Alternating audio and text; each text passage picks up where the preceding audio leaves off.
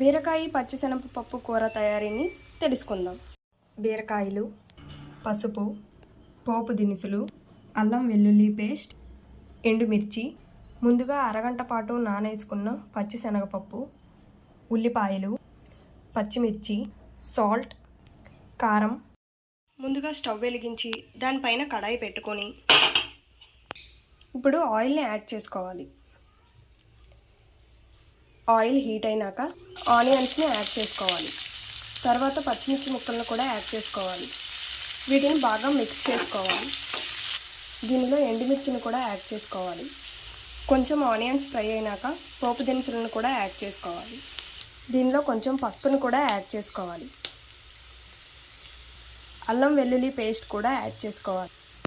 Onions వేగినాక ముందుగా కడిగి పక్కన పెట్టుకున్న పచ్చిశనగపప్పును కూడా యాడ్ చేసుకోవాలి.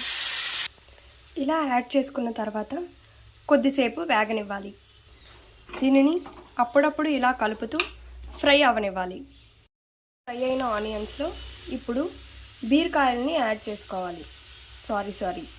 బీరకాయలు అంటే బద్దలైపోద్ది. బీరకాయలని యాడ్ చేసుకోవాలి.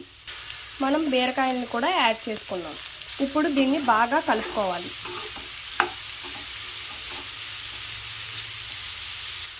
ఇలా కలుపుకున్న దాంట్లో సాల్ట్ కూడా యాడ్ చేసుకోవాలి.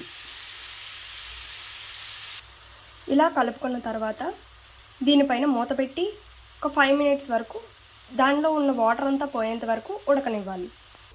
మూత పెట్టి స్టవ్ సిమ్లో పెట్టుకొని ఉడికించుకోవాలి. ఇలా ఫ్రై అయిన దాంట్లో కొంచెం కారంని కూడా యాడ్ చేసుకోవాలి. ఇప్పుడు కారంని యాడ్ చేసుకున్నాక పచ్చివాసన పోయేంత వరకు ఫ్రై చేసుకోవాలి. ఎంతో టేస్టీ అయిన బీరకాయ పచ్చిశనగపప్పు కూర రెడీ.